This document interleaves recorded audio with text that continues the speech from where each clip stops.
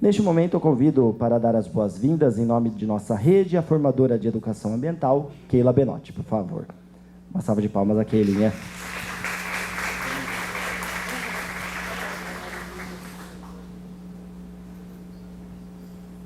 Bom dia, pessoal. Sejam muito bem-vindos. Nós, da equipe de formação continuada em educação ambiental da Secretaria Municipal de Educação, agradecemos imensamente a presença do professor Edson Grandizoli, que aceitou tão gentilmente o nosso convite. Agradecemos também as escolas municipais Tercília Bernadette Sanches Costa e Elizabeth Consumanho Cruz e cada educador presente aqui hoje. Agradecemos também os representantes da SAPO, que é as Semanas Agroecológicas da Piracicaba Orgânica. Inclusive, essa atividade de hoje é parte da programação, né, desse evento. E para contextualizar um pouquinho, né, vocês sobre o nosso trabalho que a gente vem desenvolvendo, desde o início desse ano, eu e Kelly, que fazemos parte aqui da equipe, buscamos desenvolver, incentivar, divulgar iniciativas de educação ambiental, né, que contribuíssem com o processo de transição para escolas mais sustentáveis. E aí, no mês de maio desse ano, nós realizamos um mapeamento a fim de conhecer mais de perto quais iniciativas, quais ações que as nossas escolas já vinham realizando, né? 2 dessas iniciativas vão ser apresentadas aqui hoje pelas escolas, né, participantes. Nós elaboramos, então, um formulário que foi enviado para todas as 124, né, escolas da nossa rede. As questões desse formulário, elas foram pensadas considerando 4 temáticas que são mais comuns nas escolas, que são recursos hídricos, resíduos sólidos, hortas agroecológicas, parques, espaços naturalizados. E por meio, então, dos resultados que nós obtivemos, né, desse formulário, desse mapeamento, nós buscamos potencializar essas ações e incentivar outras escolas também a iniciarem esse processo de transição e evidenciar que essas 4 temáticas, elas não devem ser articuladas de uma maneira isolada, mas sim interconectadas, né? Porque existe uma conexão entre elas. Então, diante da urgência do diálogo sobre as questões climáticas, nós consideramos de extrema importância a presença do professor Edson aqui hoje, para conectar essas 4 temáticas ao contexto de mudanças climáticas, mostrando suas causas, suas consequências e a importância do engajamento, do envolvimento da comunidade escolar nesse processo de colaboração. Então, desejamos a todos uma excelente manhã, uma manhã produtiva, de trocas, de diálogos, né? E muito obrigada. Passo, então, a palavra para o professor Edson Grandizoli. Bom dia a todas, a todos. Eu não podia estar me sentindo mais em casa. Eu venho a Piracicaba desde o século passado. Eu tenho um grande amigo que mora aqui na Avenida Dois Córregos, estava até comentando com a Kelly, desculpa, Keila. Não dá para esquecer, e eu esqueci, né? Com a Kelly e com a Keila. E me sinto muito em casa em Piracicaba, né? Conheço muito Piracicaba há muitos anos, venho pelo menos 1, 2 vezes por ano para visitar esse amigo que mora ali do lado do ex-macro, não é mais macro ali agora, né? Vai acabar ali aquele macro, já vai virar outra coisa, né? E sempre que eu venho, passo pelas avenidas, tenho muitas lembranças, né? Da noite em Piracicaba, quando eu era mais jovem, né? Não agora não dá mais tempo, tanto quanto dava antes. E quando eu passei ali perto do rio, lembrei que em 1997 eu desci o rio Piracicaba de boia. Um evento que teve organizado pela prefeitura, não sei se ainda tem, né? Se isso ainda acontece, tem, né? E eu lembro que eu desci e fui até o clube de campo, que fica lá embaixo, é isso? Para vocês verem o quanto que eu desci de boia no rio Piracicaba até lá embaixo. E aí, quando a gente chegou lá no clube de campo, eu lembro que foi uma loucura, né? Todo mundo saindo, sujo de lama, com boia, e tinha uma mesa cheia de sanduíche, de queijo, de presunto, uma coisa maluca, assim, todo mundo comendo, comemorando que chegaram ali naquele ponto. Então eu tenho excelentes lembranças aqui de Piracicaba e de toda essa região aqui em volta, né? Da Serra de São Pedro, do Horto de Tupi. Então eu me sinto... Vocês viram, né? Que eu estou bem em casa aqui com vocês hoje. Quero agradecer à Prefeitura de Piracicaba pelo convite, especialmente a Secretaria de Educação, em nome do secretário Bruno Rosa. e agradecer muito a Kelly e a Keila por todo o carinho e por todo o cuidado que tiveram para eu conseguir chegar aqui hoje bem, tá bom? E agradeço vocês também de terem disponibilidade e disposição. A vida de professor é muito fácil, eu sei, eu fui professor durante 25 anos de Ciências e de Biologia em São Paulo, e eu sei que a vida de vocês é muito fácil, muito leve, muito simples, então eu agradeço muito de coração vocês estarem aqui hoje de manhã, para a gente falar também de uma temática que não é nada simples, que é a temática da emergência climática. Eu sou biólogo de formação, fiz meu mestrado em ecologia, meu doutorado na área de educação para a sustentabilidade, tudo em São Paulo, e tenho me dedicado, pelo menos nos últimos 10 anos, a essa temática, que é uma temática mesmo urgente, necessária, e que ela encontre com cada vez mais força, mais assertividade, a educação, para a gente trabalhar dentro dessa perspectiva de educação e ação climática na escola. Eu vou apresentar, num primeiro momento, algumas informações sobre mudança climática, porque eu sei que nem todo mundo conhece muito bem os processos, ou já ouviu falar, então para a gente dar uma nivelada nos nossos conhecimentos, para a gente depois mergulhar um pouquinho na questão da escola, de como trabalhar isso na escola, para a gente depois ver os dois cases, como dizem, né, de maneira bem chique, né, os dois cases das escolas aqui de Piracicaba, que eu estou bastante curioso. Eu represento aqui hoje a Reconecta, que é uma empresa que tem sede em São Paulo, que eu ajudei a fundar há 9 anos, já o tempo passa e a gente não vê, né? A Reconecta é uma empresa social, é uma empresa que se dedica exclusivamente ao trabalho com educação para a sustentabilidade no ensino básico. E dentro do guarda-chuva da Reconecta, há 4 anos, a gente criou o movimento Escolas pelo Clima, que eu vou falar mais para o finalzinho, mas é um movimento exclusivamente dedicado também. Existem instituições de ensino universitário que fazem parte, mas ela se dedica muito à formação de educadores na área de mudanças climáticas. Antes de eu começar a falar tudo o que eu preciso falar, já brincaram disso? Já, que bom, né? Há mais ou menos uns 2 ou 3 anos, muita gente nem sabia que isso existia. Esse site é muito interessante, que é o Mentimeter, né? Ele é gratuito, você pode fazer sua inscrição, e ele permite que você faça pesquisas em tempo real. Então, o que eu vou querer aqui, a gente está mais ou menos com umas 100, 120 pessoas, vou pedir para você pegar aquela maravilha, que é o nosso segundo cérebro, que é o nosso celular. Você deve ter um leitor de QR Code no seu celular, ou se você não tiver, você pode utilizar esse endereço curtinho que está aqui no canto, que é RBGY-PAFJQ, tudo minúsculo.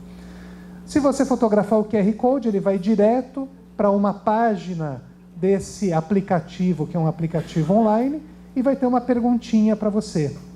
Que palavras? Quem já conseguiu? Levanta a mão só para eu saber. Opa, maravilha.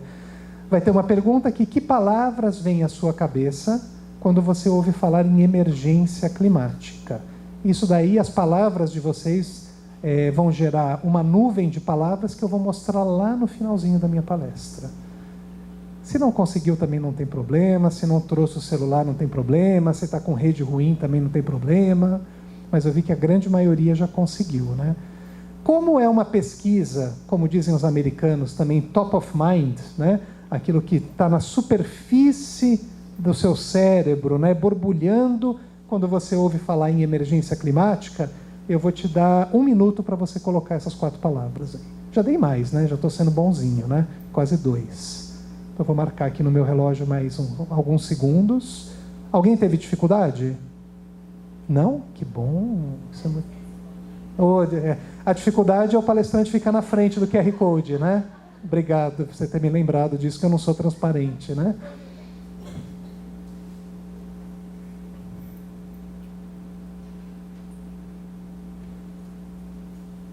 Mais 30 segundos.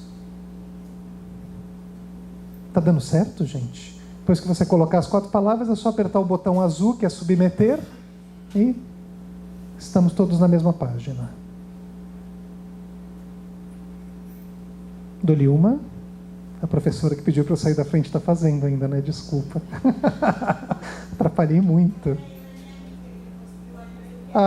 Cutucou a outra da frente, né? Pede para ele sair da frente. Não tem problema, não.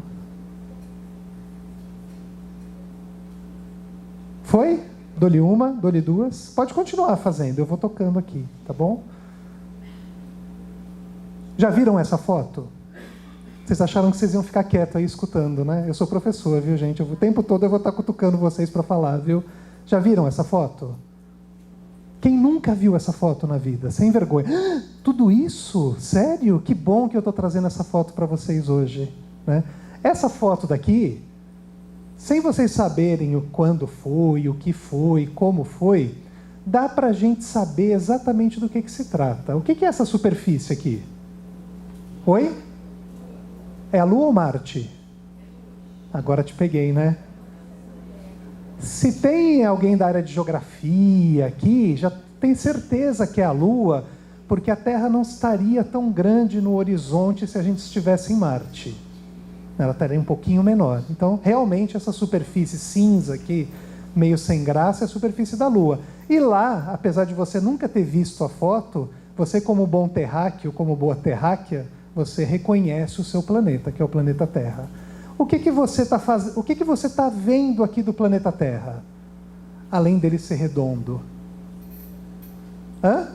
Água. Tudo que você está vendo em azul aqui é água. E esse marronzinho aqui, o que é? É algum continente, eu também não sei qual que é, que posição que está ali a Terra que a gente está vendo. E que mais que você vê aí? Água, um pedaço de um continente, que mais? Ah, então é água também, né, professor?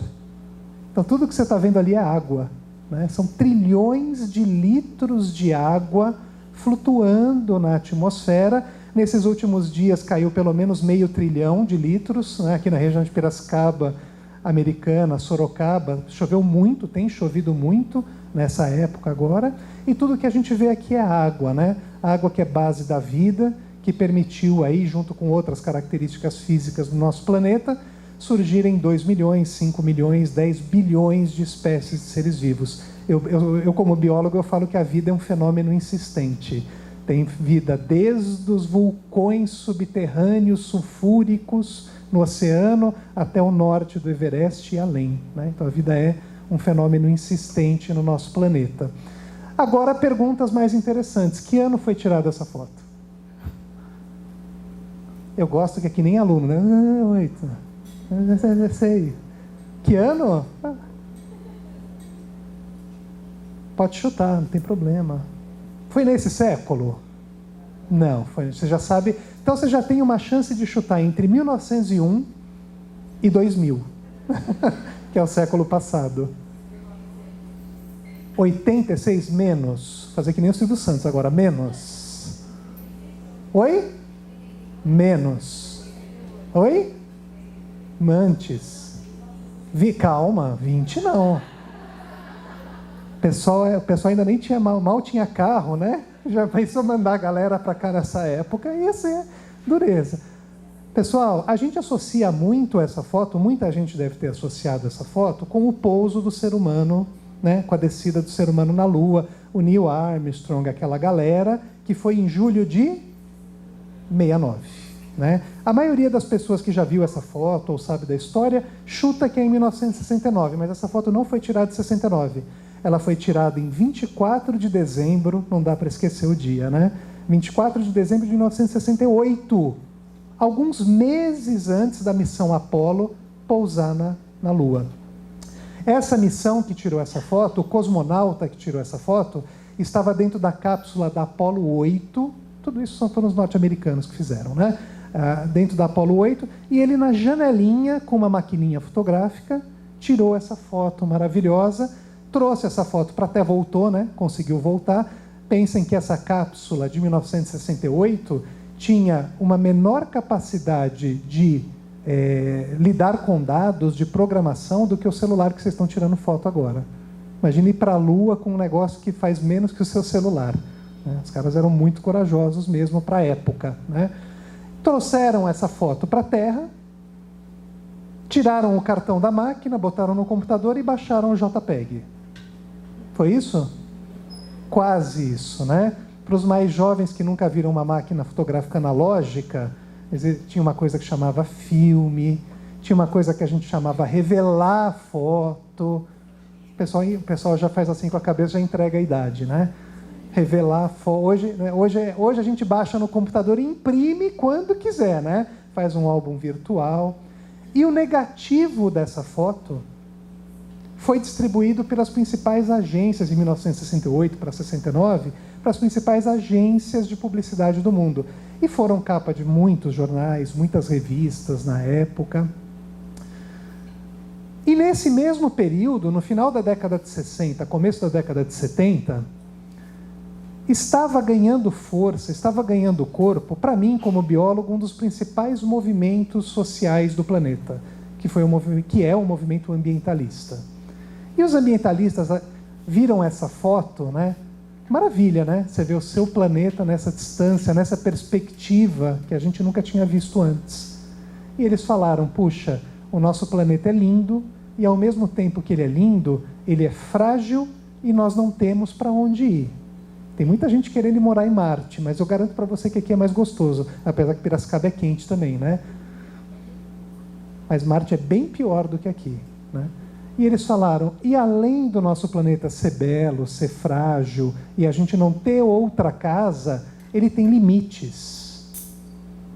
E na década de 60, na década de 70, nós já estávamos falando, já estava iniciando uma conversa muito importante sobre a ação humana sobre o planeta, a respeito da ação humana sobre o planeta. Nós já estávamos lá na década de 70, quando foi publicado um dos primeiros relatórios sobre a questão ambiental, né, socioambiental no planeta, né, que foi o relatório do Clube de Roma, né.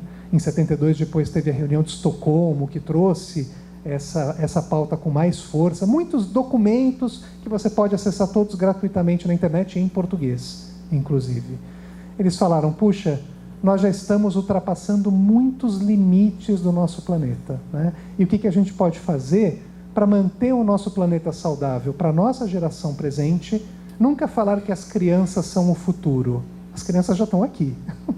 Então as crianças já são o presente, já são o nosso presente. Elas já são cidadãos consumidores, né? Então não é pensar nunca em educação ambiental para a geração futura, é agora, é sempre agora. De agora para quem vem depois. É uma visão muito solidária que a gente tem que ter quando a gente trabalha com educação ambiental. E esses limites da época já estavam sendo, muitos deles, ultrapassados, né? E nós precisamos sair do nosso planeta para entender a importância que ele tem para nós. É louco isso, né?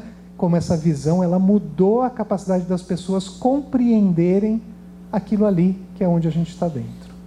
Por falar em limites planetários, e agora eu vou começar a trazer para vocês uma série de dados que eu acho que são dados muito relevantes. Vocês já ouviram falar em Dia da Sobrecarga? Alguém já ouviu falar? Não? Ao longo dessas últimas décadas, os cientistas foram criando diferentes indicadores para mostrar para a gente se a gente já ultrapassou ou não determinados limites planetários. Esse é um deles, que é o Dia da Sobrecarga. É tão bom dar uma palestra com uma tela tão boa e tão grande, né? Vocês conseguem ler? Talvez o pessoal do fundo não, né? Mas aqui na frente, certamente vocês estão vendo que tudo isso aqui são nomes de país, né? São nomes de países diferentes.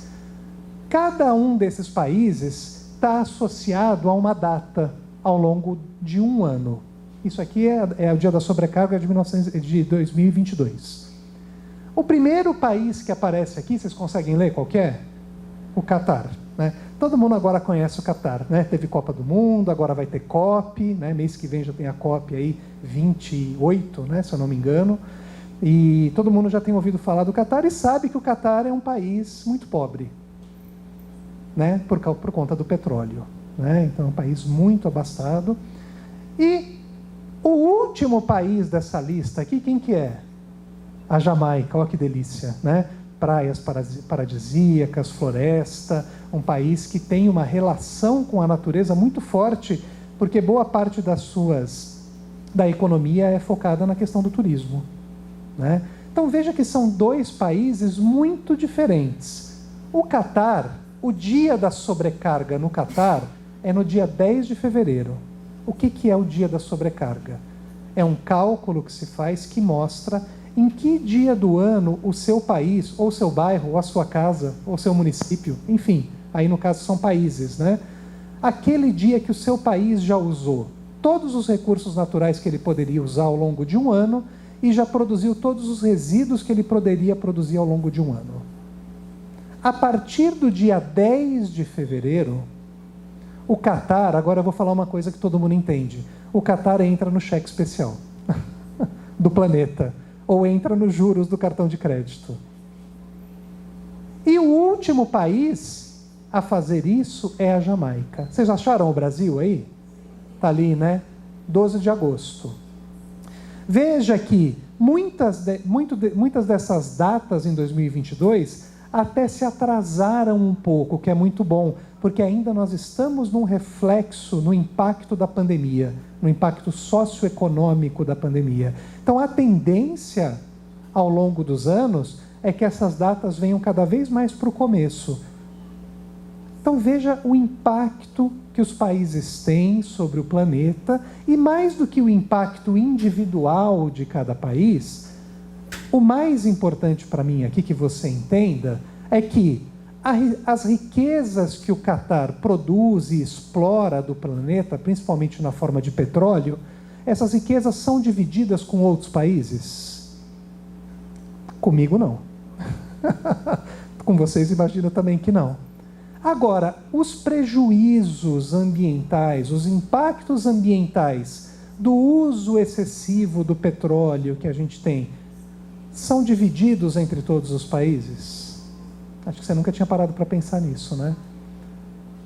Por trás dessa injustiça aparece o conceito de justiça ambiental. É justo um país tão rico ficar com todos os ônus e dividir com todos os bônus e dividir o ônus com todos os outros seres vivos do planeta? Então, o dia da sobrecarga é legal. Bom, só isso aqui dá um curso de 6 meses. Do ponto de vista de uso de recursos, distribuição de riqueza, desigualdade, justiça ambiental, racismo ambiental, justiça climática, né? Esse é um gráfico que dá muito pano para manga, uma figura que dá muito pano para manga de conversa com os estudantes. Desculpem os slides em inglês, viu, gente? Mas a gente vai traduzindo juntos, né? Esse é um estudo do professor Stephen, que é o professor do Instituto de Sustentabilidade de Estocolmo, que é um dos mais respeitados do mundo. Eu esperei muitos anos para ver um novo artigo dele publicado. Na verdade, desde 2015, eu espero uma atualização desses gráficos. Esse é um trabalho muito legal do Instituto de Resiliência de Estocolmo, que mostra para a gente a situação de alguns, de novo, limites planetários. Eles monitoram 12 limites planetários. Vou mostrar para vocês que aqui em 2009, integridade da biosfera, mudança climática e ciclo do nitrogênio já tinham ultrapassado. O vermelho significa ultrapassamos o limite seguro para aquele indicador. Então, nós já passamos em 2009, já tínhamos passado em 2009, 3 limites planetários. E os outros 9 ainda estavam dentro de limites seguros. Você pode não estar conseguindo ler, mas você está vendo as cores. Claramente daqui para cá aumentou e claramente daqui para cá aumentou. Hoje nós temos, dentro do nível de segurança, apenas 3 indicadores planetários e todos os outros já ultrapassaram esses limites. Dentre eles, o ciclo do nitrogênio já lá atrás e agora, mais recentemente, o ciclo do fósforo. Onde que tem muito fósforo e muito nitrogênio? Por que esses limites foram ultrapassados? Onde que tem fósforo, onde que tem nitrogênio? Lembra aquela professora de química? Um dia você vai usar isso na sua vida. Chegou a hora. Onde que tem muito nitrogênio e muito fósforo? Vou dar uma dica, tem muito potássio também, junto com o nitrogênio e com o fósforo. Ajudou muito, nossa. Tanto quanto quando eu estava na frente do QR Code, ajudei terrivelmente. Onde, gente? Obrigado, professora, qual é o nome da professora? A professora veio de verde, não é à toa, né? Como é que é o seu nome? A Roberta falou muito bem. Na agricultura, fertilizantes que a gente usa muitas vezes na sua violeta, na sua orquídea em casa, que é o NPK. Já ouviram falar nisso? Nitrogênio, fósforo, potássio, tá ali, ó, na sua mão todos os dias. É bom quando liga o Lé com Cré, né? A gente faz as conexões das coisas, né? E pelo uso intensivo e extensivo de fertilizantes artificiais, a gente tem ultrapassado rapidamente os limites dentro dos ciclos biogeoquímicos, que você certamente ouviu falar também alguma vez na sua vida, na boca de um professor de biologia. Então veja que nós estamos caminhando e rapidamente para ultrapassar cada vez mais e mais rápido diferentes limites. E a questão da mudança climática, né, está aqui, especialmente relacionada à concentração de gás carbônico. Tá? Esses são só dois, eu não quero deprimir mais ninguém. Esses são só dois indicadores planetários que mostram um pouco da nossa situação atual. Existem muitos outros, pegada hídrica, pegada de carbono. Se você pesquisar na internet, você vai achar muitos outros que mostram de maneira coerente que temos ultrapassado esses limites e cada vez mais rápido. Eu selecionei alguns desafios de ordem planetária. Então, a gente, associado aos limites, a gente está tendo uma rápida perda de biodiversidade, a gente está tendo questões cada vez mais sérias relacionadas à emergência climática. Agora eu já vou mudar a minha linguagem, já não vou mais falar em mudança climática, vou falar em emergência, porque é para agora, não é para amanhã, não é para depois. Temos que olhar para isso agora na educação, para começar a formar os nossos jovens e a nós dentro de um novo paradigma que o planeta já entrou há décadas, mas que nós estamos ainda, como muitas outras coisas, atrasados nessa discussão. Tem a questão da escassez hídrica, tem a questão da crise energética e tem a questão das pandemias. Selecionei para vocês aqui 5 que eu acho que são os 5 principais. Pandemia, eu que tenho 52 anos, já passei por pelo menos 4. AIDS, gripe suína, ebola e Covid. Isso só para citar 4, tem outras, né, que viraram, no final, que são pandemias, né, que são crises planetárias. Na questão da escassez hídrica e da crise energética, elas têm alguma relação no Brasil especificamente? Falta água, falta energia, tem relação de uma coisa com a outra? Muita. A nossa matriz elétrica, quase 70% dela, depende da água, das hidroelétricas. Então, quando a gente tem períodos de escassez hídrica, pessoal, eu caminhei no leito do Rio Piracicaba aqui, naquela época que teve aquela escassez hídrica violenta, que foi em 2015, 14. Eu caminhei, onde tem aquela árvore ali perto do Véu da Noiva, no Salto, eu caminhei tudo ali no leito do rio, estava tudo seco, eu tenho fotos minhas andando ali dentro, né? Então foi muito sério. E qual é a relação com a crise energética? Falta água, o rio baixa, a gente diminui a produção de energia elétrica. E o que a gente faz para manter tudo aceso no Brasil? Às vezes tem uns apagões, né?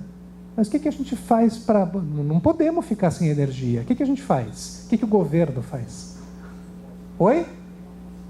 Queima combustível fóssil dentro das termoelétricas. Como é que eu sei na minha casa, no escuro, deitado na cama, que ligaram uma termoelétrica? Sei. A conta de luz aumenta. Bandeira vermelha. Todo mundo que paga a conta sabe disso. Mas talvez vocês não associaram isso, né? A bandeira vermelha com as termoelétricas. Porque petróleo é caro. Muito mais caro do que produzir energia via água. Então você paga da bandeira verde para a bandeira amarela, aí chora quando sobe para a bandeira vermelha, né? Aqueles 100 kW quase dobram de preço. Muito do que eu vou fazer aqui hoje é esse jogo de conexões. Tudo que está aí, né? Essas bolinhas de informação flutuando, todas elas de alguma forma se conectam por alguma via. E esse pensamento de conexão é o que o Edgar Morin trabalha há décadas, que é a ideia justamente da gente valorizar um pensamento mais sistêmico e mais complexo. E a gente precisa trabalhar isso com os nossos estudantes, desde pequenininho até o ensino médio, universidade e a vida inteira. É um exercício de vida inteira.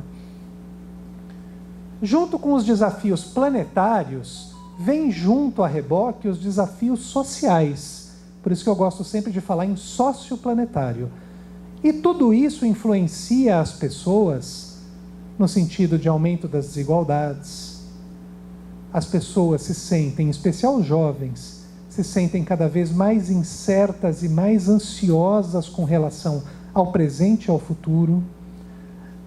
Isso desperta sentimentos de impotência e, putz, tá bom, é tão grande esse negócio que eu não tenho o que fazer, né? O pior de todos esses é a indiferença, você achar que você não tem potência individual e coletiva para fazer alguma coisa, para colaborar com um bem maior, com um bem mais coletivo. Então, tudo isso, os desafios planetários, vêm o tempo todo colados com desafios sociais, desafios psicológicos, né? A questão eu gosto de falar sempre isso, né? Ansiedade é excesso de futuro. É quando você olha para o futuro, nós somos naturalmente ansiosos, né? Onde que eu vou estar amanhã? O que eu vou estar fazendo amanhã? Será que esse emprego vai estar aqui amanhã? O que vai acontecer? Sempre amanhã, o excesso de futuro. O excesso de passado gera o quê? Depressão. É estar olhando sempre para trás e achar que o passado é melhor do que o presente e que será muito melhor do que o futuro. Então você fica ansioso e deprimido.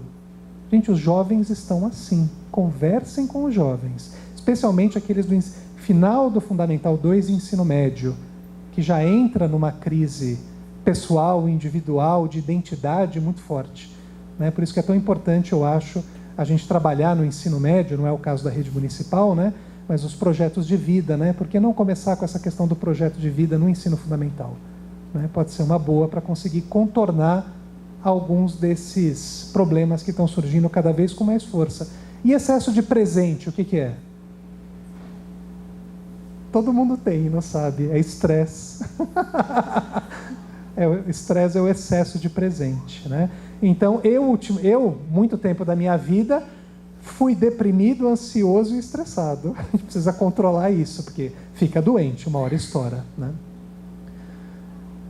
E com todo esse pacote, que já não é um pacote simples, nos últimos 5, 6 anos, a gente tem, até 10 anos, a gente tem visto um movimento muito preocupante de negação da contribuição da ciência. E esse movimento, ele piora, agrava todos os outros sintomas socioplanetários. O tempo todo, eu como biólogo, hoje falo muito mais de gente do que de bicho e planta. Porque o problema está com a gente, né? O pepino é nosso, a gente que precisa ir atrás desses caminhos. A gente tem grupos muito fortes e muito persuasivos que negam as mudanças climáticas, que são os climatocéticos ou negacionistas climáticos. Essa galera é demais, hein? Que a Terra é plana, isso é sensacional, né? E os caras tentam argumentar assim de um jeito que você fala, não é possível que você está falando isso, né? Eu tinha um amigo meu que falava, nossa, se a Terra fosse plana, já não tinha mais nada na superfície da Terra, porque os gatos já tinham empurrado tudo para fora. Eu achei sensacional essa analogia, né? Gato adora empurrar um negocinho na beirada, né? Já tinha acabado tudo. Movimentos anti-vacina, que a gente viu muito durante a pandemia, estimulado por diferentes esferas, diferentes olhares, diferentes pessoas. Certamente você recebeu uma mensagem de WhatsApp falando dos famigerados chips chineses na vacina. Muita gente recebeu isso. E aí eu me pergunto, quantas pessoas morreram por uma notícia de WhatsApp? Se a gente conseguisse quantificar isso, talvez o WhatsApp não existisse mais. Ou as redes sociais, né? É muito sério o que aconteceu agora, durante e agora ainda, né, com a pandemia da Covid-19, né? E movimentos mais históricos de negar a evolução das espécies. Esse eu não gosto de entrar muito, porque entra na questão da crença, da religião, aí cada um fica dentro da sua visão pessoal, né? Agora que eu vou começar a falar de emergência climática. Dentro desse pacote, uma das coisas principais, pelo menos para a minha vida hoje, é levar informação de qualidade sobre emergência climática, porque tem muita coisa ruim também sendo divulgada por aí. Lembram disso? Efeito estufa é bom ou ruim? Bom, agora você tem só duas opções, é bom ou ruim? Oi? É ótimo, é fundamental. Se não fosse o efeito estufa, que é um efeito natural do nosso planeta, a vida como a gente conhece, ela não existiria. O efeito estufa, bom, todo mundo já foi numa estufa de planta, sabe do que eu estou falando, né? Está 20 graus fora, senta na estufa, está 82, né? Estou exagerando, mas é muito mais quente, porque o vidro deixa o sol passar e aprisiona o calor. É o que faz a nossa atmosfera. A atmosfera deixa o raio do sol passar, e quando ele tenta voltar para o espaço, tem uma galera aqui, que são os gases, que faz com que parte e volte, aí reflete, aí volta. E toda vez que bate e volta, como vocês estão vendo, libera calor na forma de radiação infravermelha. E isso daí é que mantém o nosso planeta numa temperatura média de 14 graus Celsius. Sabiam que a temperatura média do nosso planeta é 14 graus? Parece frio, né? Mas é média, né? Então tem lugares que são muito mais quentes e lugares que são muito mais frios. Então a nossa atmosfera, o efeito estufa, ele é fundamental. E o efeito estufa colabora com o aquecimento global. Está vendo que são termos que estão aí, que a gente precisa posicionar de maneira precisa. O que a gente tem feito? A gente tem aumentado na atmosfera a concentração desses gases, principalmente gás carbônico e metano. O gás carbônico ele vem principalmente da queima de combustíveis fósseis, petróleo, carvão, xisto. O petróleo que era para ter ficado embaixo da terra, a gente foi lá, perfurou 2, 5, 7, 10 quilômetros de profundidade para tirar esse líquido tão precioso e trazer para a superfície e fazer praticamente, absolutamente tudo que está aqui ao seu redor.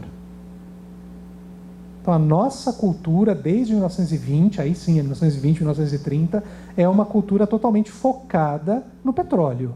O petróleo permitiu que nós atingíssemos o nível de evolução das civilizações, não todas, né, que a gente tem agora. A gente não pode negar a importância do petróleo. Porém, a queima do petróleo, a queima do carvão, tem aumentado a grossura desse cobertor. Antes a gente dormia só com um lençolzinho, agora a gente já está puxando um edredom. Porque esse edredom está fazendo com que parte da radiação que deveria voltar fique aprisionada. E a temperatura média do planeta está o quê? Subindo lentamente. Esse processo de subida é o aquecimento global.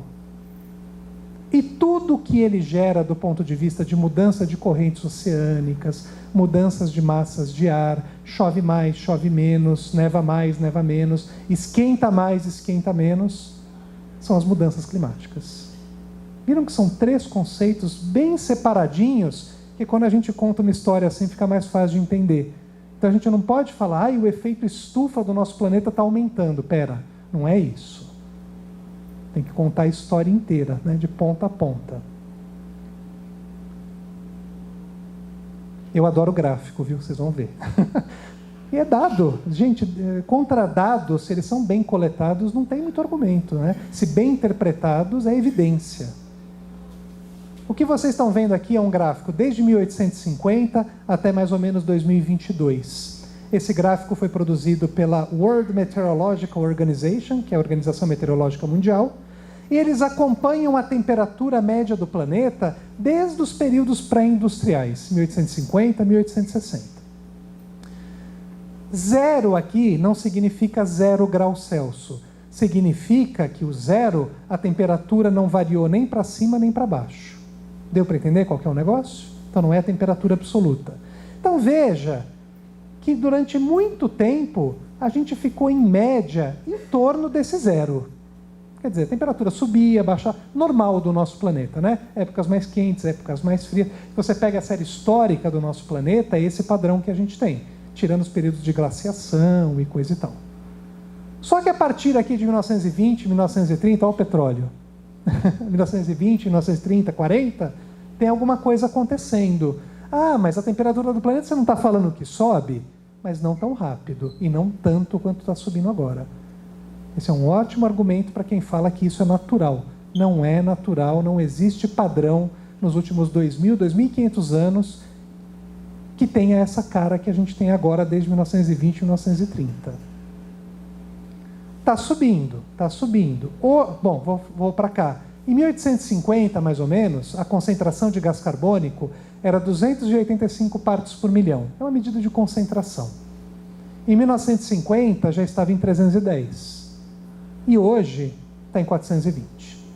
Certamente hoje já está mais. Isso sobe todos os dias. A correlação estatística, científica, entre essa concentração e o aumento da temperatura é praticamente 1. É isso que está levando, é esse aumento do cobertor que está levando ao aumento da temperatura. Pessoal, isso já está provado nos relatórios do painel intergovernamental de mudanças climáticas, com 99,5% de certeza.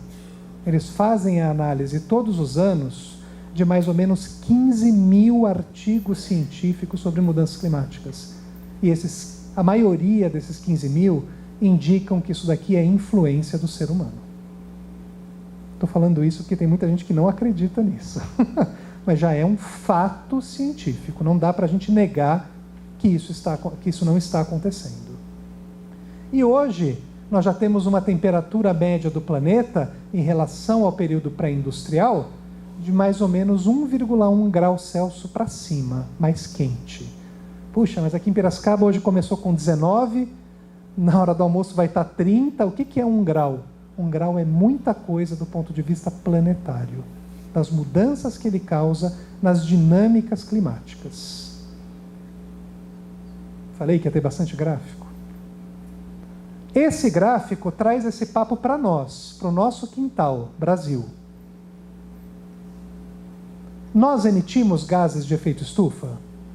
O tempo todo. Você veio de carro para cá hoje, você emitiu.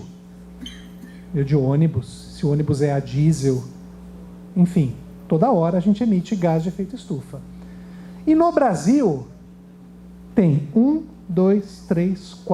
5 atividades que liberam muitos gases de efeito estufa, que são GEs, né? Para os íntimos, né?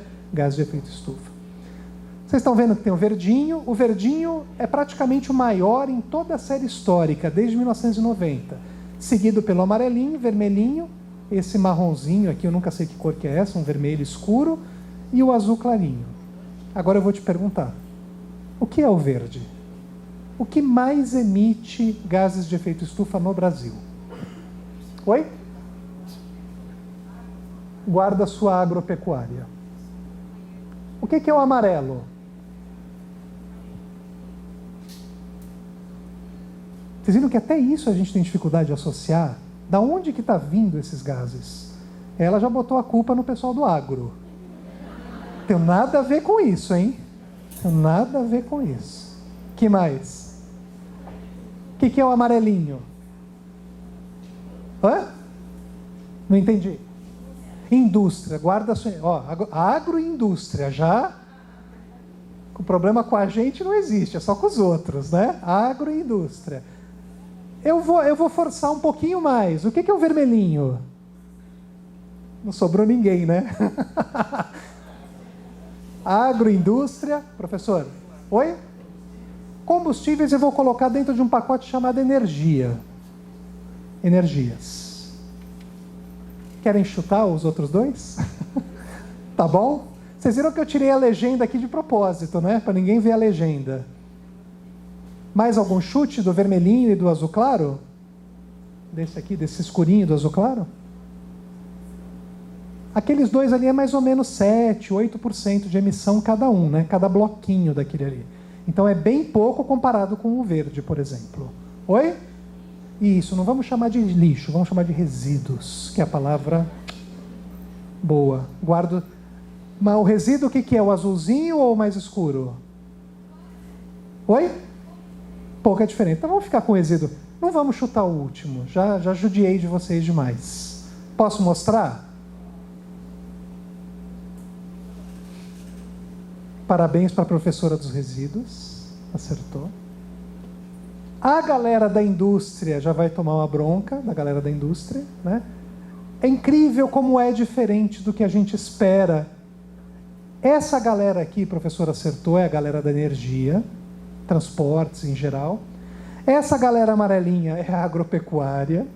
E a galera verdinha é a galera que derruba a floresta. Desmatamento, mudança do uso do solo, mudança do uso da terra. Pessoal, esse gráfico está nesse relatório aqui do SEG, tá? Tem lá 2019, 2020, 2021, 2022, vai sair agora 2023. Tudo isso está na internet, nada é meu aqui. Estou só contando uma história, uma narrativa. Quando a gente... Bom, vou transformar isso aqui em desmatamento, tá? Para ficar mais fácil. E desmatamento no Brasil é principalmente na Amazônia, tem em todo lugar, né? Agora, Cerrado aí perdeu um monte de área florestada. Cerrado também é importante, senão a gente não tem água. Cerrado é a caixa d'água do Brasil, né? Mas vamos pensar na Amazônia, né? Tem relação entre desmatamento e pecuária na Amazônia? Só um pouquinho. Eu trabalhei 15 anos na Amazônia, no norte do Mato Grosso. O que eu mais vi nesses 15 anos foi isso. Derruba a floresta, vende madeira nobre de forma ilegal, esquenta a madeira e vende. Gente, não estou falando nenhuma... Ai, não pode falar isso. Isso está acontecendo agora, né? E lá atrás, para virar pasto, taca fogo. Não é um fogue amazônico charmoso ali atrás. É fogo, é fumaça. E aí, depois que você tira toda a floresta, que você deixa o solo praticamente nu, você bota o Nelore, que é a raça mais criada no Brasil. Tem mais boi na Amazônia. O Brasil é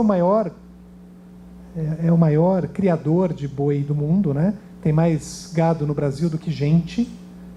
E a maior parte desse gado está na Amazônia, né? Não estou falando para você não comer churrasco, né? Mas quando você come churrasco, dependendo de onde veio a sua carne, você pode estar contribuindo para esse cenário.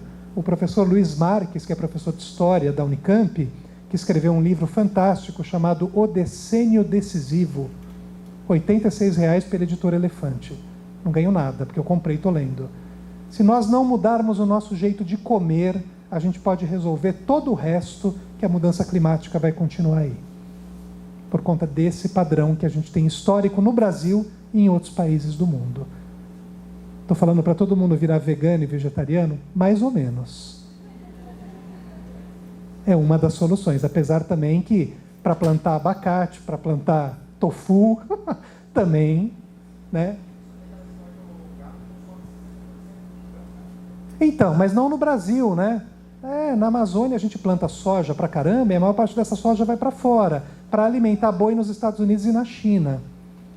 Então tem isso também. O agro é pop, mas é pop pros outros. Claro que generalizar é uma idiotice. Tem empresas e empresas.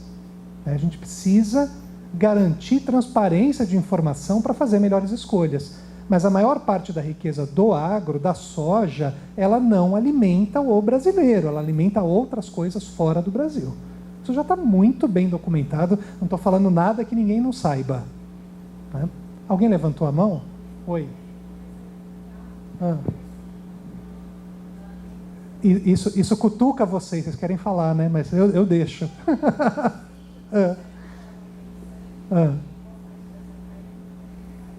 Exato, muito vai para fora. Pessoal, eu não estou fazendo uma crítica direta a absolutamente nenhum setor, porque eu como carne, né? Mas é importante que a gente saiba que essas coisas existem e estão acontecendo. O que você vai fazer pessoalmente e coletivamente é o nosso papel como educador, é garantir a autonomia de escolha. Não estou criticando absolutamente, como estão gravando, eu já deixo isso gravado. Não estou criticando absolutamente nenhum setor, porque tem de tudo, e tem de tudo que eu vi durante 15 anos isso acontecendo. Isso depois se cria um processo de grilagem em cima dessa terra, que era uma terra devoluta, era a terra do Estado. Isso vira propriedade particular, por grilagem. Isso está acontecendo o tempo todo, isso é histórico na Amazônia, né? Agora, você não pode falar muito bem isso lá, porque lá é perigoso você falar isso. É perigoso no sentido de risco de vida, dependendo de onde você está. A gente vê aí tudo o que acontece com os ambientalistas na Amazônia todos os anos. Enfim, fechando esse parênteses complexo,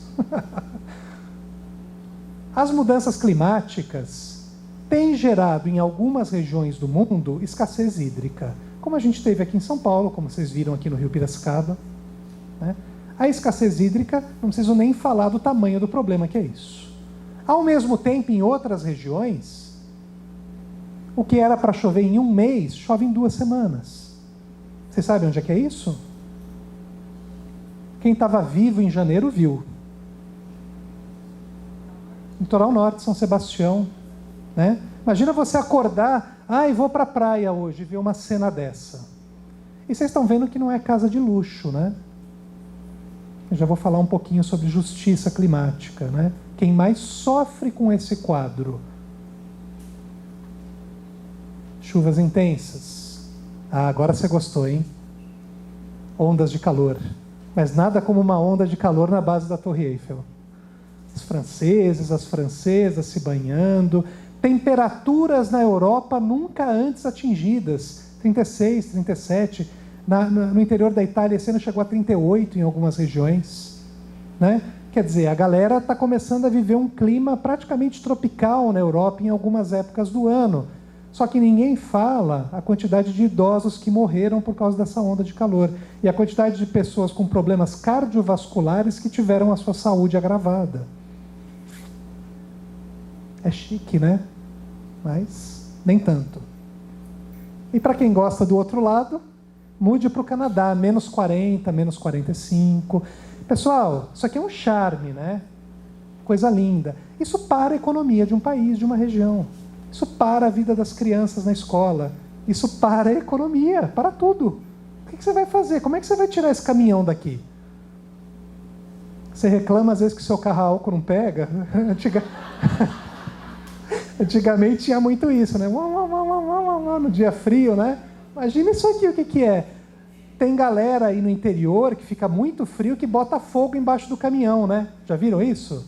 Acende fogueira embaixo do caminhão para o óleo voltar a ficar fluido para o caminhão pegar. Imagina o que é isso.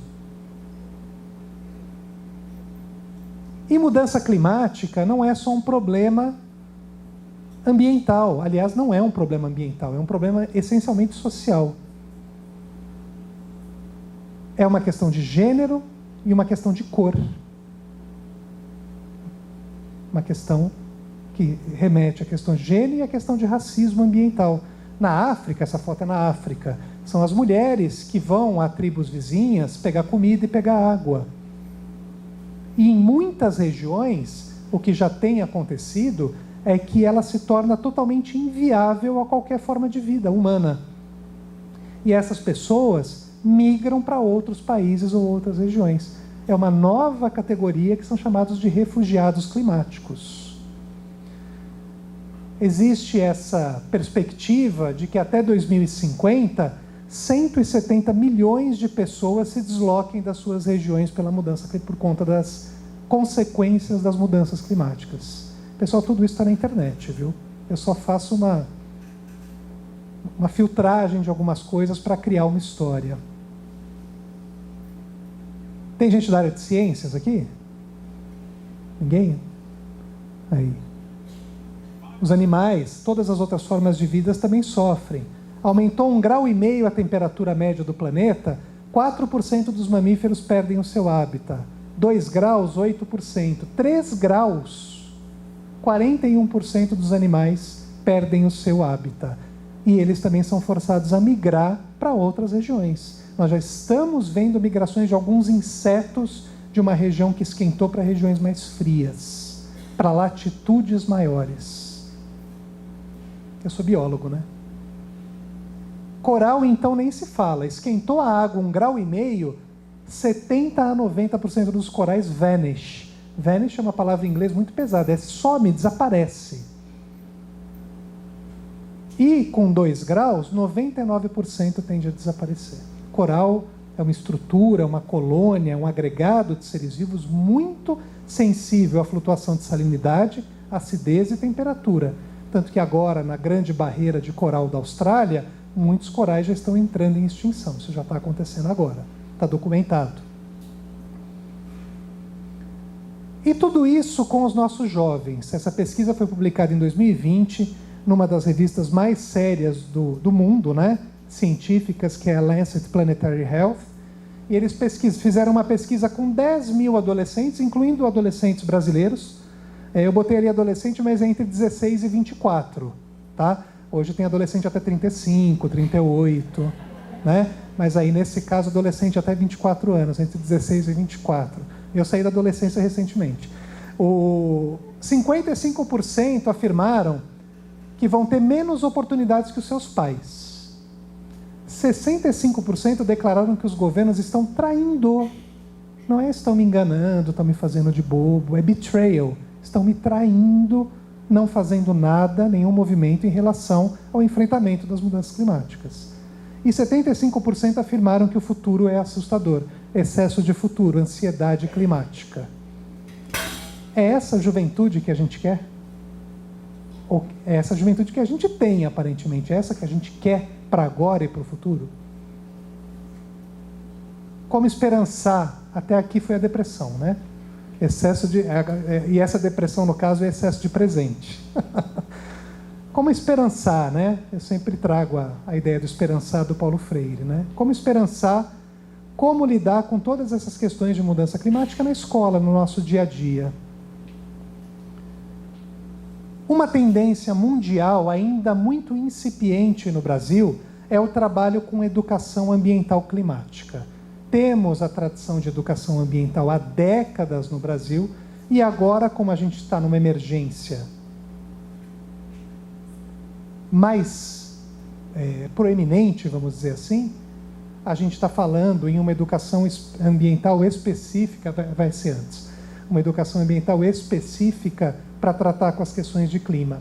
Eu gosto dessa definição, que é uma definição que eu adaptei de um site da ONU em parceria com a Unesco, né, que é a sua unidade que cuida de educação, que é ajudar as pessoas a compreenderem os impactos da mudança do clima hoje, por meio do letramento climático. Legal que esse é outro termo que apareceu. Falamos em letramento digital, em letramento dos pequenininhos, né? Falamos em letramento matemático, falamos em letramento geográfico, de mapas, né? Como é que chama isso? Letramento, tem um nome específico, eu vou lembrar. E esse letramento está surgindo com muita força, para que colabore com o desenvolvimento de valores, atitudes e ações para o enfrentamento da emergência climática. Isso no Brasil ainda está começando. Na literatura estrangeira, principalmente europeia e norte-americana, falar em educação climática, já existe muita coisa publicada. No Brasil ainda muito pouco, mas fora já tem muitos artigos que tratam dessas questões e como abordar esse tema na escola com os nossos jovens. Se você quer começar a tatear esse assunto, baixe esse caderno, que são as diretrizes de educação ambiental climática. Foi capitaneado pelo pessoal do CEMADEM Educação, que tem à frente hoje a queridíssima Raquel Trajber, que é histórica do ponto de vista de educação ambiental no Brasil. Eu já tive a chance de trabalhar com ela muitas vezes. E o CEMADEM Educação fez uma pesquisa, fez conversas com vários especialistas na área e criaram 10 diretrizes, um pontapé inicial da educação climática no Brasil. Eu tive a chance de participar da criação dessas diretrizes. Esse documento está disponível no site do FUNBEA, gratuitamente para download. Se você tem interesse, é uma leitura rápida, não é nada muito exaustivo. Aí é nós, lá. O que está faltando, eu acho? O que eu sinto que falta? Conexões. A gente já faz isso? O que isso tem a ver com mudança climática? É esse o ponto. O que isso tem a ver com mudança climática? Conservação do solo tem a ver com mudança climática? Vocês vão ver que tudo que eu falar aqui tem a ver com mudança climática. Plantar alimentos localmente tem a ver com o enfrentamento da mudança climática? Vocês perceberam que a gente precisa fazer esses ganchos com os nossos estudantes e com nós mesmos? Porque eu não estou pedindo para você criar a roda. Você já faz isso aqui na escola há muito tempo. O que a gente precisa é estabelecer as conexões necessárias para um letramento climático nosso e dos nossos estudantes. Olha que lindo. Isso é escola. Agroecologia. Agroecologia, para mim, é uma das melhores saídas do ponto de vista de laboratório de mudanças climáticas na escola. Se você tem espaço, tem possibilidade, tem recurso, faça uma horta. Eu acho que esse é um dos primeiros passos e um dos principais. Conhecem? Beleza, hein, Rio Piracicaba? Fui lá outro dia também, que delícia, né, esse mirante. E só essa foto dá um estudo do meio de 6 meses. Vamos ao Rio, que é o que as professoras vão falar depois que eu parar de falar, que parece que não vai acabar, nunca mais vai. Tem o Rio, histórico, né, Piracicaba, com todas as suas características. Tem uma região de Piracicaba ainda pouquíssimo verticalizada. Essa foto é muito legal, né? A indústria, a construção civil depende essencialmente de concreto, né? Cimento e concreto, senão nada disso para de pé. E a indústria de cimento e concreto é uma das que mais emite gás carbônico no planeta. Está aí a relação com a mudança climática. Falar de água e mudança climática todo mundo entende, eu já fiz várias relações aqui. Então veja, Piracicaba é uma cidade privilegiadíssima para fazer estudos de campo interdisciplinares e levando em consideração como eixo central mudanças do clima. Isso também não preciso explicar qual é a relação. Todo mundo que já estudou fotossíntese na vida entende que uma planta em crescimento pega gás carbônico do ar. Ó que lindo! Esse é no sul, né? Dá para ver. Galerinha instalou uma caixa d'água pequenininha de 5.000 litros, modesta, pega a água da chuva do telhado que irriga a horta. Conexões, experimentos, né? Tá tão na moda o maker, let's maker, né? Aí, isso é maker, gente. Maker que os nossos agricultores já fazem há séculos. Tá aí, para a gente levar para a escola e trabalhar com mudança climática. Resíduo, a professora lá falou do resíduo, né? Resíduos, vocês viram no gráfico, 8 a 10% de emissões são resíduos. Como lidar com essa questão na escola? Como lidar com um governo que não fornece coleta seletiva para os nossos munícipes? Tem aqui? Certamente em alguns bairros tem, outros não, e muitos não, né? Precisamos, como cidadãos, também lutar por isso. Energia, já falamos muito sobre energia, né? Escolas que têm a possibilidade ou fazem parcerias de instalar aí 27 placas solares. Gente, tudo isso aqui é didático, não estou falando nada de técnica, né? Tudo isso aqui é objeto didático, de trabalho com mudança climática. Olha que lindo. Bom, isso aqui é na Europa, desculpa, é um jardim europeu. As placas solares que alimentam o irrigador robotizado, mecanizado e a horta. Estamos tanto no maker, a Débora vem aqui ainda, não vem? Então, maker, robótica, né? Sensacional. Não precisa ser assim lindo, europeu, né? Mas dá para fazer. Temos condições de fazer. Esse talvez a gente não tenha condição de fazer, mas a gente faz coisas parecidas. Esse é um robozinho muito legal que ele percebe onde está mais úmido e mais ensolarado e ele leva a plantinha para o sol. Ah, sabia que vocês iam adorar esse. Já tem gente procurando na Amazon. Sensacional. Mas olha que legal, que ideia legal, né? Tem a ver com mudança climática. Demais, né? Eu achei sensacional isso aqui. E uma coisa que a gente pode levar mais para a escola, botar esses nossos alunos para criar peças de comunicação. Essa peça de comunicação da WWF francesa, gente, eu não preciso explicar o que está aí. Vocês perceberam isso? Que independente da língua que você fala, você entende o que está aí? Isso é uma linha de trabalho que se chama marketing social. Se você não conhece, eu te convido a conhecer na internet. Como fazer peças publicitárias que impactam as pessoas. Para além do cartazinho economize água, porque ninguém economiza com esse cartaz. Olha que legal a temperatura aumentando e quem é que está sofrendo. Tudo bem que a gente não tem urso polar no Brasil, mas a ideia é fantástica. Né? Muito legal fazer isso com os alunos. Opa, voltei, gostei tanto que voltei. 5 pontos fundamentais para ir finalizando. Primeiro, trabalhar a emergência climática como um problema social e não ambiental. Quando a gente traz para nós, a responsabilidade tende a aumentar. Segundo, compreender que a emergência climática não é democrática.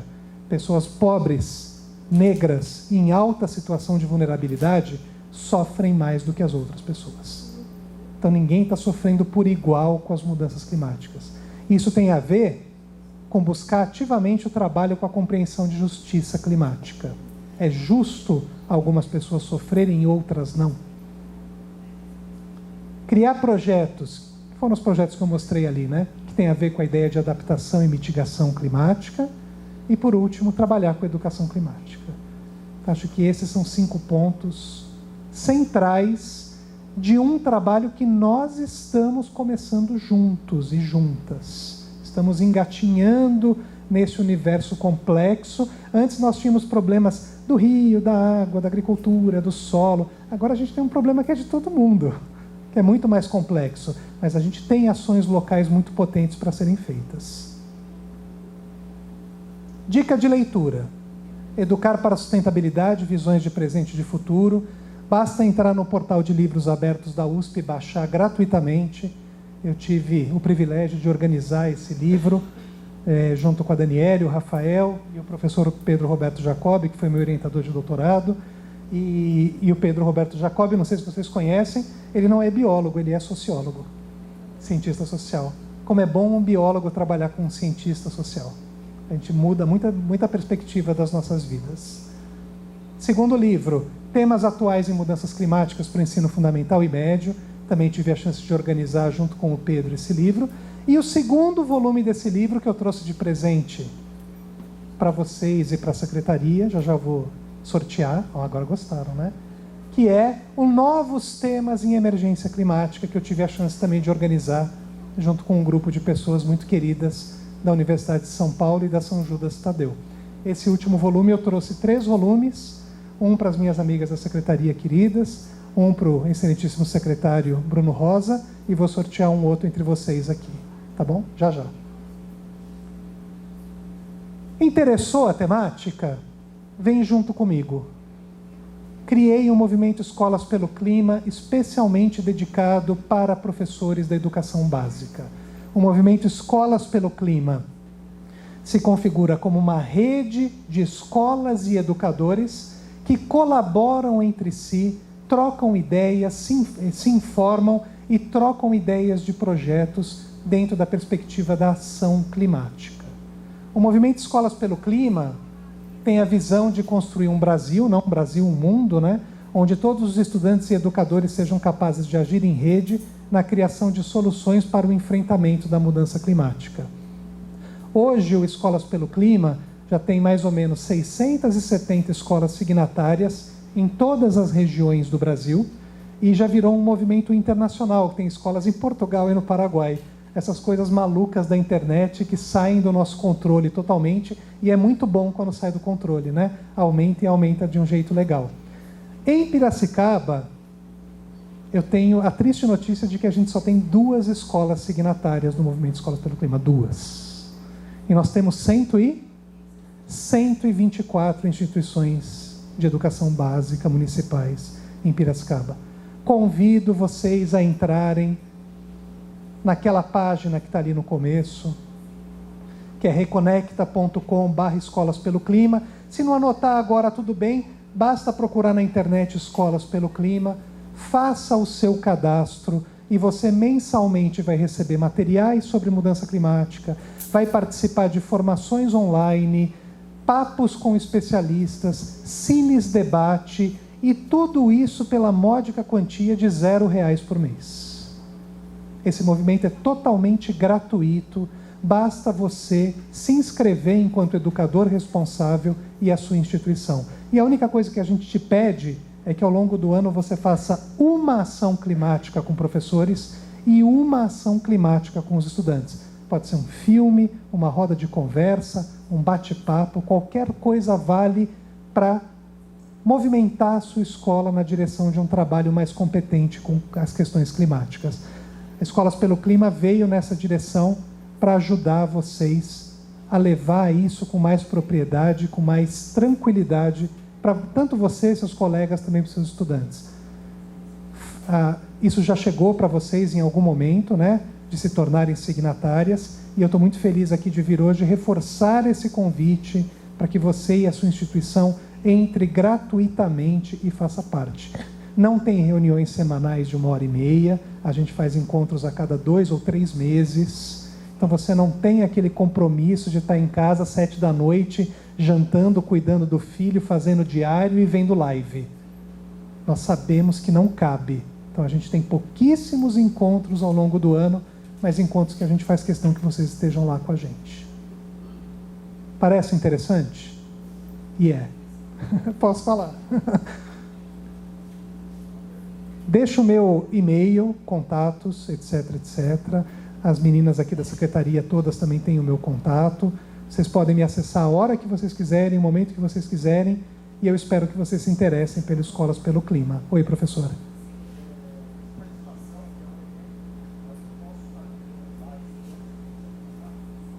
Sim, claro, sem dúvida. Não tem momento certo para entrar no movimento. Você pode entrar em qualquer momento. Normalmente a gente começa ciclos de entidades novas em outubro. Então agora é um ótimo momento para vocês se tornarem signatários. E também se você não fizer nada ao longo do ano, porque eu sei que tem muita gente que não tem possibilidades de fazer alguma coisa. Ninguém vai colocar ninguém para fora. Mas o que a gente quer é que você faça alguma coisa efetivamente. A ideia é que você crie uma ação climática. Senão fica só para você aquilo ali. Não... Ah, eu não sabia disso, claro. Eu entendo bem, sei bem. Gente, eu agradeço muito, desculpa, eu falei demais. Agradeço muito a paciência de vocês até aqui. E, de novo, o carinho do pessoal da Secretaria de ter me trazido aqui hoje. Estou muito feliz. Obrigado, viu?